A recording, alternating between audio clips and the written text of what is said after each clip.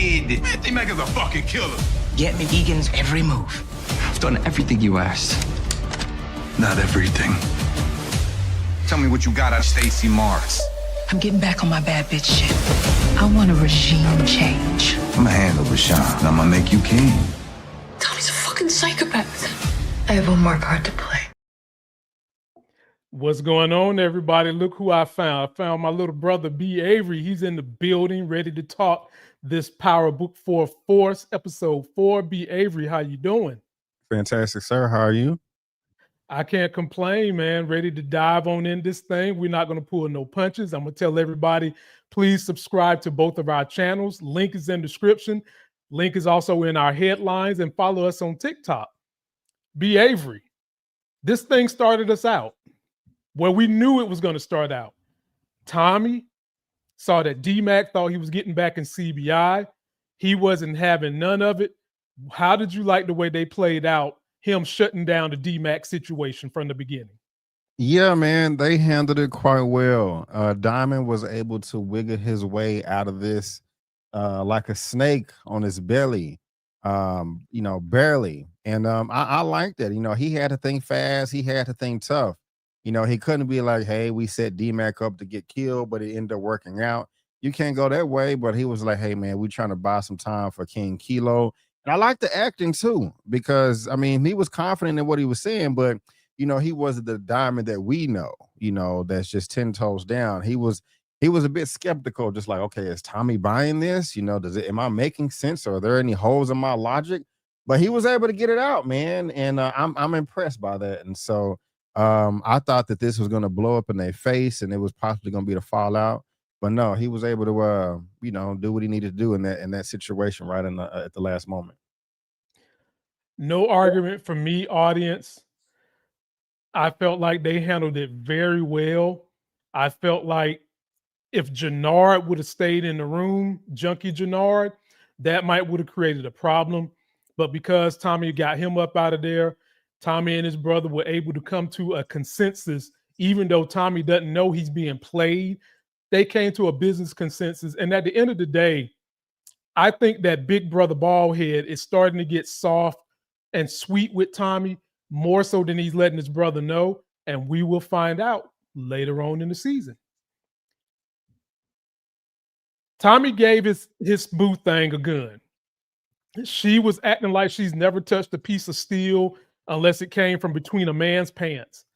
And when he gave her this gun, B. Avery, what were your initial thoughts about what is going to happen with this gun and how it's going to be used? Well, I didn't think much of it, but is that what happened in this past episode or the episode before?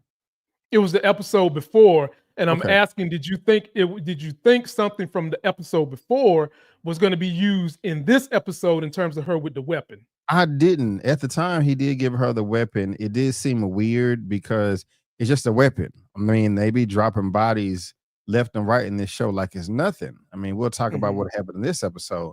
But for them to focus on him giving her a weapon and just them, concentrating on that for so long, it was quite weird, like they were trying to foreshadow something. But I wasn't able to put it together at the time. Well, Tommy's freaked out. Everybody's gunning for him. He's got crew after crew, and he's worried about Maria. Tommy seems like he's really in love with this woman. Yeah. And what I want to know, audience, y'all can help me out. Is this going to be the woman that ends Tommy? Is Tommy going to die this season? Post your comments. I got a feeling about this. I got a real feeling. How did you like this, B. Avery? Your boy Bobby came back.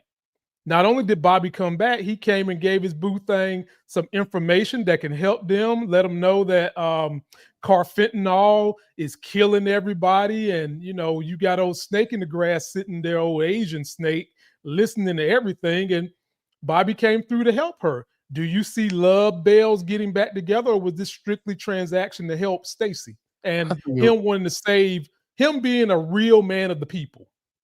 I think it's transactional. I'm not saying that they won't get back together, rekindle the fire, the romance. But I wasn't able to tell with this encounter right here. And this is the Bobby I like. You know, I didn't like him dropping the divorce on her like that, all random in front of everybody. Anyway, that was just stupid. And I mean, even if you wanted to get a divorce, I mean, that just wasn't the best way to handle it, in my opinion.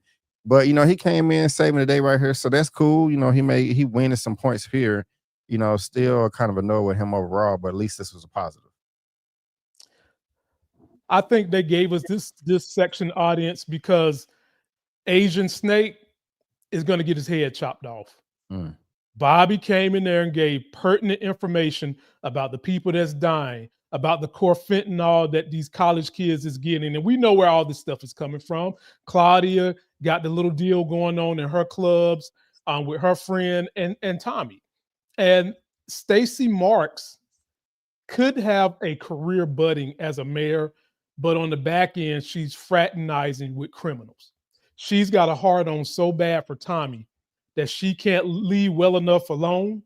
She's got the Ortega crew right there in her grasp, but instead, she wants to have it all, and she's going for Tommy. And Bobby just gave her kind of a seal of approval to help her go do that a little more. B. Avery, I got this one for you. I know you and pretty much everybody except for me hates this character, Shanti the showstopper. Well, Shanti is telling Jannard she wants a regime change. She wants to be at the top. She's tired of Tommy. She's tired of her brother. She's tired of all these cards. She wants to be at the top. She's trying to make new deals, and she's not that thrilled with him no more. B. Avery, tell me, what was you thinking when you saw her having this conversation? Well. It's funny you say that, Shanti the showstopper, and I've always said that I did not like her character. I don't like her character. But this episode right here, in particular, I did like her. You know, she came through across the board, you know, on screen and off screen with the acting. I just had a lot of respect for her character and the code that she had, even though I don't like the way she moved before. Just thinking that she's, you know, cocky and arrogant and just doing too much. I still feel like that now, but you know, overall, you know, she came through not really being happy with her name being thrown in the mud and affiliated with people that do nefarious things. So this conversation right here initially, you know, I was just kind of like, okay, whatever. But I actually ended up liking her character. And I just had to say that because you said that everybody hates her except for you. But she came through this time. I agree with B. Avery on this. She's starting to make smarter moves. She's starting to realize that she can't believe in the power of the penis when it comes to Jannard because his reputation. She's kind of got her eyes open to if he's still doing that stuff. And she doesn't feel like her organization is moving where it needs to go dealing with him.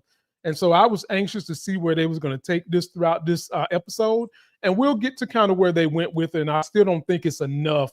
But you got to think, B. Avery, you got a woman in a situation where is love stronger than blood because she wants him to take out his brother. Is panty draws stronger than blood? There's a situation where it is, and there's situations where it ain't. And if you ask me with these two brothers, I'm going to say it ain't. It's Correct. not. I forgot all about that. I don't like her as much anymore. So I forgot she's trying to get her Jannard to kill Diamond. That's just foul. So yeah. And Jannard need to be thinking to himself, if this B want me to kill my brother, who's to say she won't wake up one day, which is what she's doing in this episode, and be against me? Right.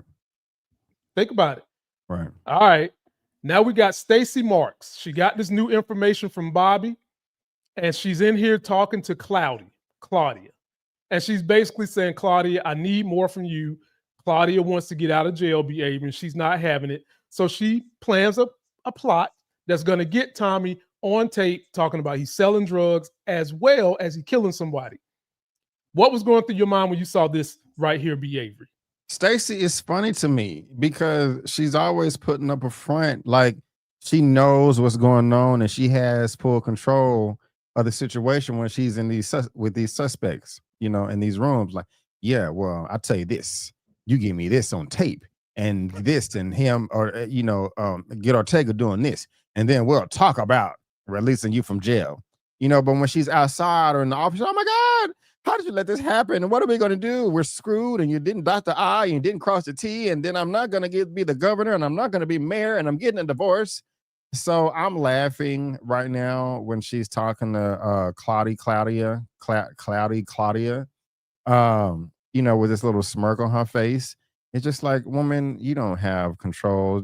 I mean, I want you to, but just stop it. We can see right through you. So I'm laughing over here when I see stuff like this, to be honest with you. That's the feelings I have.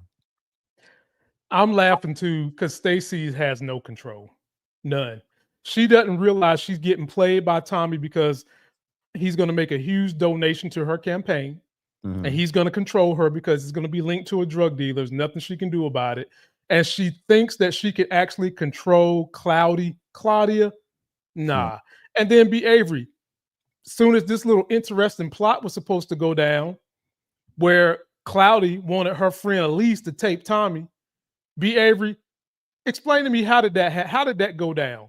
What happened when this friend was supposed to get Tommy on tape? What exactly happened? It was a failure. It was a textbook example of what not to do and how not to be super duper obvious in you trying to get a recording. Because as soon as she started talking, I don't know if you noticed, Tommy had a look on his face like this bitch right here, trying to get me on the recording. It was just so obvious, and it was funny.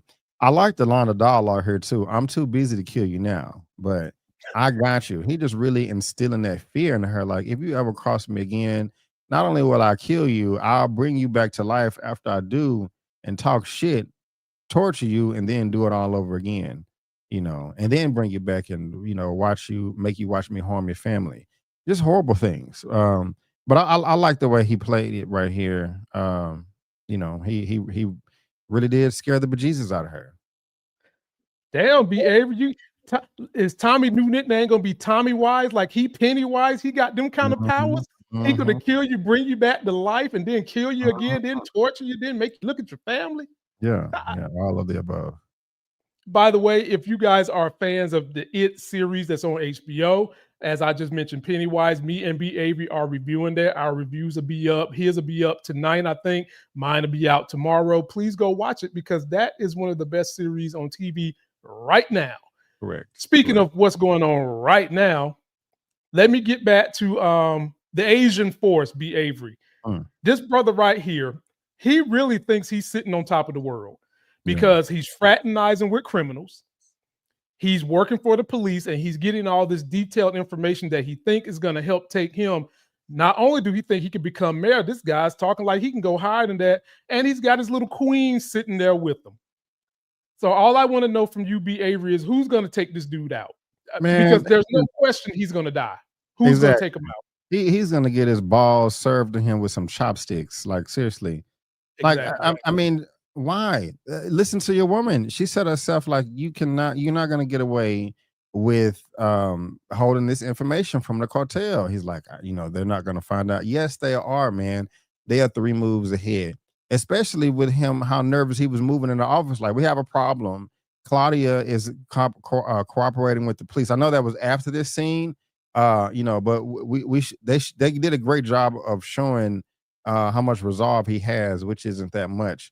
I don't know who's going to kill him. Maybe the other Asian guy I think his name is Hong, or I can't remember.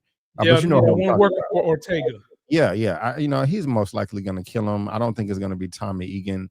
It may be her. I don't know. I'm reaching, but yeah, you're right though. He's definitely going to die, but I don't know who's going to kill him though. Maybe he'll kill himself because he's scared and knew he effed up. Ladies and gentlemen, post your comment. Y'all know he fish food. You know it. Who's going to take him out? That's all we want to know. He is not all his aspirations of getting Stacy Mark's seat. Forget it. Who is going to take him out? Y'all let us know in the comments below. Now we got a Manny Fresh situation behaving. Let's go through this real quick. So, as we spoke about Shanti, the showstopper, she wants to step her game up, basically be one of the top dogs in Chicago. So she's trying to do a side deal with Manny Fresh until Manny Fresh realizes that she's messing with Jannard. She don't want no parts of this. And as a matter of fact, B. Avery, Did you see the way Manny Fresh was undressing Shanti the showstopper with her eyes? Yes, I she did. was. Yeah. And so she says no. Shanti the showstopper tells Jannard she really ain't effing with him like that. He's mad. He gave her money. That didn't work for her because she wants to make her own money. So what does Junkie Jannard go and do, B. Avery? This hurt my feeling. His buddy that he rocks with. You know, when you have a buddy, folks, that you do indiscriminate things with, whether it's y'all had a menage a trois with somebody, y'all eat chocolate in each other's bed, whatever it is y'all do together, it is dirty for you to go back and kill this guy. So he killed his boy, took the chain, then he went and gave it to Manny and gave Manny some money and told Manny to work with my girl. B. Avery, what was your thoughts on this whole sequence with these characters? It sucks.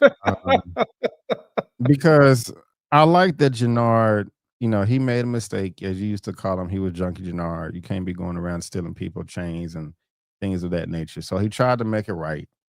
Yeah. You know, he tried to fib a little bit with Shawnee. She wasn't buying it. He was like, all right, I'll go fix with Manny. Tried to go buy the chain back. Now, only part I'm gonna push back on you. I don't think he intentionally tried to kill Joey. Maybe I'm wrong. You know, I think it was an accident. I don't think he said, okay, if all else fails, let me just poison him, overdose, and then I can, you know, take the chain. You know, he probably just wanted to get him high and just like, okay, don't, you know, I've never done that before, but you know, don't inject the whole syringe into your body.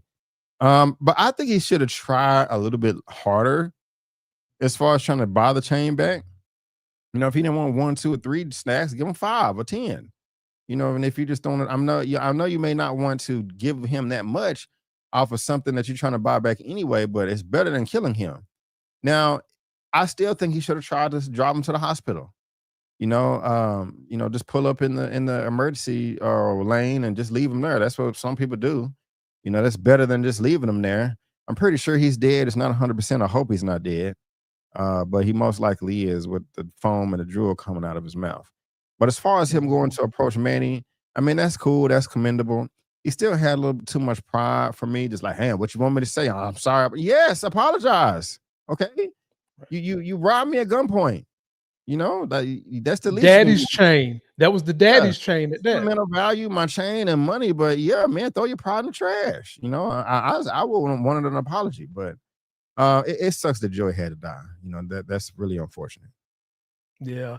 And for you, B. Avery, and audience, when I say that Junkie Jannard killed him, I'm not saying that the stuff he gave him was intentionally laced to kill him. I'm saying Junkie Jannard could have done what B. Avery said. You know, drive him to the ER, park the car, call EMS. He could have done anything like that to his friend. He didn't. So in essence, he killed him. Yeah. When you saw that stuff was too strong and your friend passed out like B. Hopefully he's not dead like B said. I think he's dead. Yeah. Because of the way Jannard checked his pulse. You could have called EMS to come there and do something, but you didn't. And I think the power dynamic here is shifting because now Jannard is doing more of the shot calling when it comes to him, and Shanti, more so than she is, just that she's trying to expand her business. And I see these two are going to bump heads real bad coming up, behavior. It's not going to end well for them too. And I think that Jannard is going to, when it comes push to shove, he's choosing his brother. I don't think that there's any way that it's not going to happen. I got this one for you, B. Avery. Chay has a meeting with Tommy, and Chay was up here torturing somebody. He threw him over the water. They was fish food. Miguel's in the background. They're speaking Spanish, talking all kinds of stuff about Tommy. But Chay is a businessman. He wants that money. Tommy assured him that there's not going to be any quibbles, any squabbles with any of these other cartels, and that he can push all of Chay's product. Because remember, Tommy is linking up with the SODs, and we'll get to that in a minute. And Chay said, if something happened with my product, you are going to be like the guy I threw over to be eaten by the sharks. B. Avery, did this put any fear in your heart, this meeting between Tommy and Chay? Yes and no. I like Chay. I like Miguel. We know that they are not effing around and they will kill you and they will torture you. Me, I personally just don't like when villains, antagonists, bad guys, or whoever, torture somebody and they're going to kill them anyway. Now, if he was trying to get some information out of them, that makes sense. Or if he was trying to torture him and kill him in front of other people, like, hey, if you double cross me, this is what will happen to you. And then you send them the other people back on their way, whatever. Those two scenarios make sense. But if you're just going to be torturing somebody, and then just kill them anyway, that's pointless to me. But I do feel that, I mean, we all know Miguel is about that life, and Miguel is answering to Shay. Shay's about that life too. I really do feel that way, that if Tommy doesn't deliver, that he said he will feed him to his dogs. I forgot the exact name, alive. And I'm just like, damn, he will do that. And I feel like he has the muscle to get it accomplished. So to answer your question, yes, he did instill a little bit of fear in me during this conversation. Sadly, B. Avery, the way they've written this series, I didn't have no fear for Tommy. Oh no, None. None. Okay. Zero.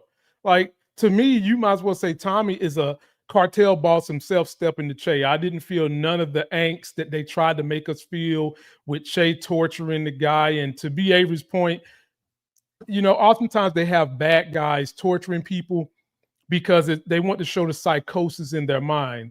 They want to show that these guys, they're functioning 3-4 sandwiches short of a damn picnic. Okay, this ain't the Wizard of Oz. You click your heels together, you in Kansas. You click your heels together with these guys, you in hell, suffering.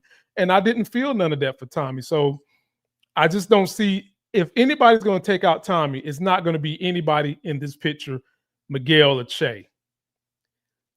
B. Avery, what was the point in this scene? What did you get from this? Other than we saw Tommy's brother, he's put on a little weight. His voice still is deeper than tone low. What was the point of him seeing his son, saying he can help his son? You know what? That was funny you said that, because that's the first thing that came to my mind when I saw this scene. Like, damn, I forgot his voice is deep as hell. Like, Louise. I didn't get anything from it, to be honest. No shade. It's just not that memorable to me. I'm glad that he came back, because we haven't seen him all season. And it's cool that, he's trying to have a relationship with his son. I mean, that's always commendable, and he was trying to be there for him last time. He was like, I don't want none of that stuff. I'm a gangster. I kill niggas, or whatever he said. I'm like, oh my God. I mean, so that's cool. It wasn't a bad scene, but it just wasn't like, oh my gosh, this is cinema, Yeah. Didn't do nothing for me, but just say they sunsetting DMACC's dad. That's all. Basically, instead of seeing DMACC's dad being the role of dad, it's going to be more Tommy trying to teach him the game. As Tariq told Ghost, teach me the game.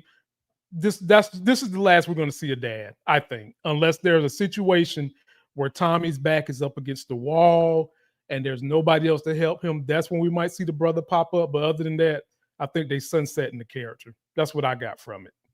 Right on. Now, what did you get from this, B. Avery? I know what we got from this. Now, I did in this scene, Maria was looking a little weird the way her pants and stuff was fitting, but we'll rock with it. Miguel is pretending like he wants to make amends with Tommy. He wants to go to dinner. Now, is Maria either airheaded or stupid or playing along to actually believe that just like that, he clicks his heels together and he wants to go wind up at Red Lobster with her and Tommy? Please break this down for me, B. Avery. It was weird on both sides, from coming from both of them.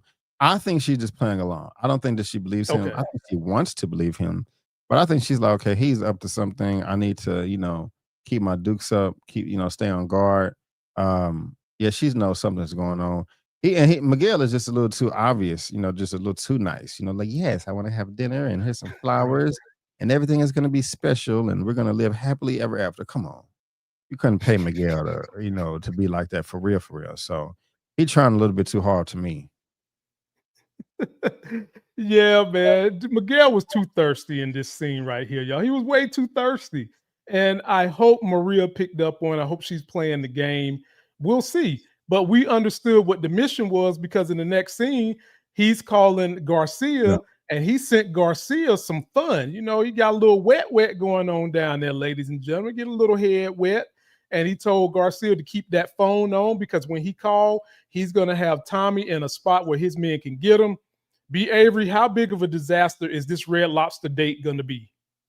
I don't know, man.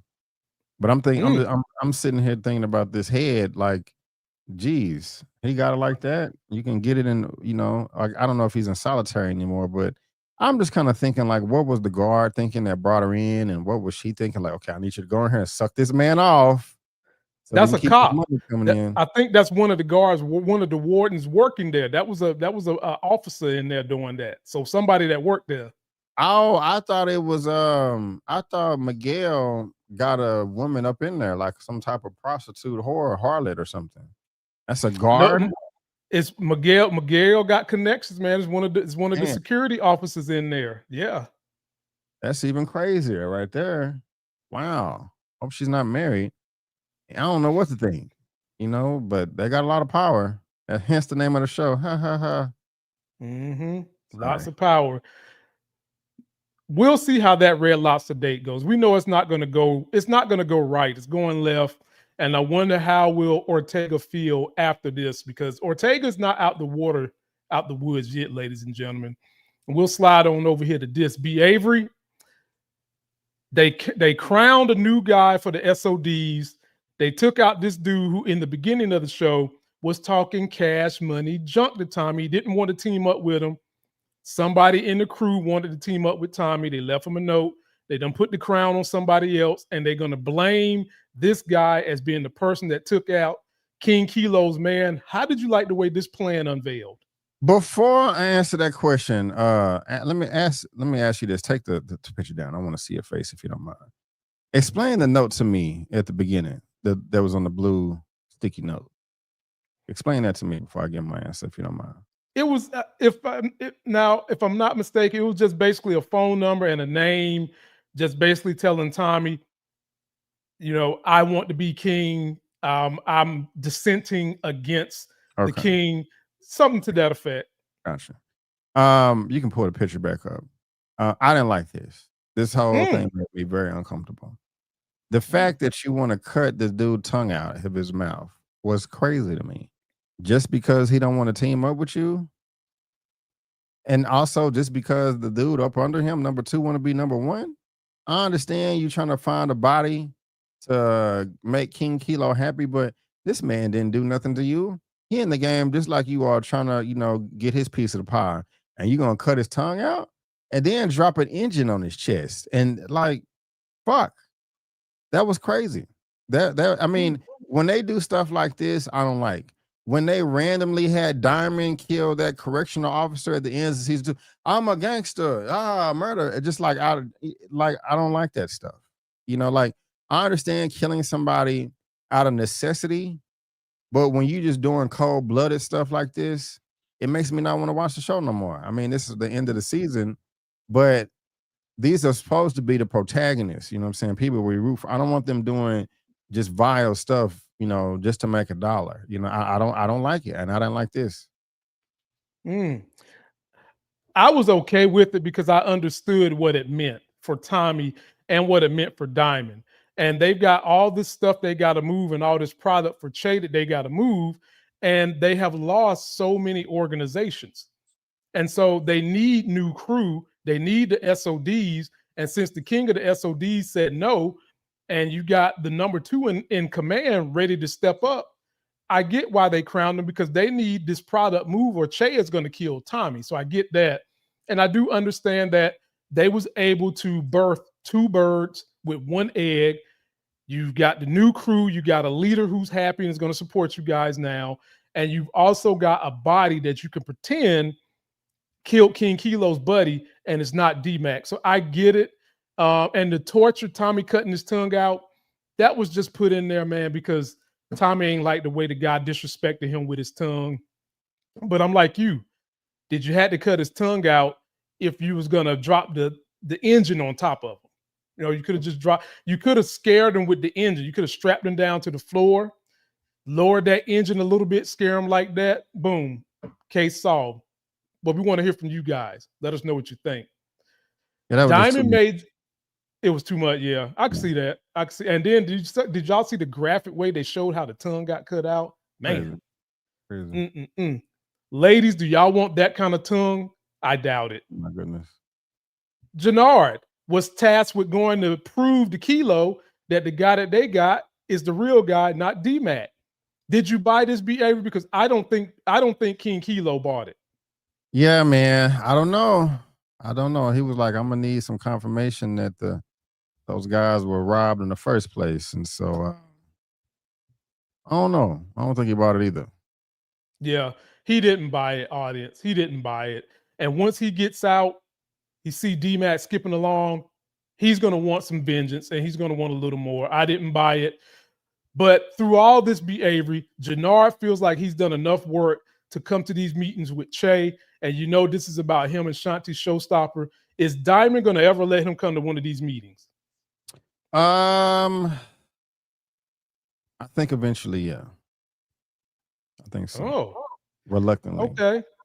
Jannard may have to do something else to prove himself, but I think by the end of the season, he will meet Chay.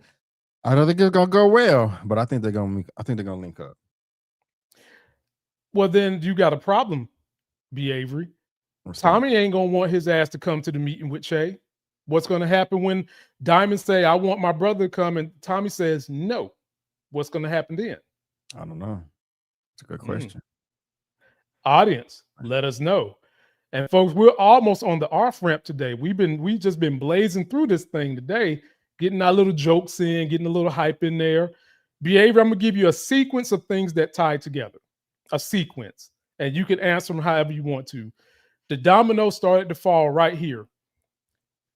Cloudy is talking to Stacy Marks, who is just stacing her way out of this game.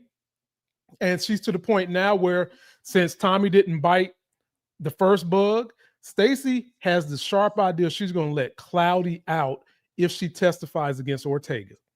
Well, Stacy goes and tells her brother. Her brother's like, fuck no. What are you doing? You don't know what you're doing. Stacy runs him out of the office because now she wants to have control. Then she tells this guy, who we already know is kind of working side piece with the Ortega family, Avery. Tell me about this whole sequence and what were your thoughts? Shane is going to end up dead. Mm. Even he's going to deliver the goods and may try to backstab Stacy, but he's going to end up getting stabbed. Wow. Claudia is going to die. I don't know how. I'm really interested in seeing what Tommy is going to be doing in this hoodie. I like how desperate Claudia was when she grabbed Stacy's arm, but the guard was finna come through. It's going to be a mess. And this whole 2 people are going to die. Out of Stacy, Claudia, Shane, Tommy, and Vic. At least 2 of them are going to die. Just don't know who. Well, we know the Asian snake is dead. He's dead. And like, folks, I'd be willing to bet retirement. He's going to die. This guy right here, cancel Christmas. He's not going to see Christmas this year. He's as good as gone. And it then comes down to which one of these 2 Flynn children is not going to make it out of this season. Post your comments, let us know. And as B. Avery said, Claudia is released. And I actually like the way she was chilling in this scene right here. Hair blowing, nice Louis Vuitton jacket, the glasses, looking good. Until we spot Tommy getting this ghost on, stalking her, knowing that she's out. No doubt Vic said something. B. Avery, what is Tommy going to do about Cloudy? You're going to try to kill her. I don't think he's going to be successful the first attempt here, next episode. But he's going to try. He's going to slip away in the sewers like it. Welcome to it. He's going to get her.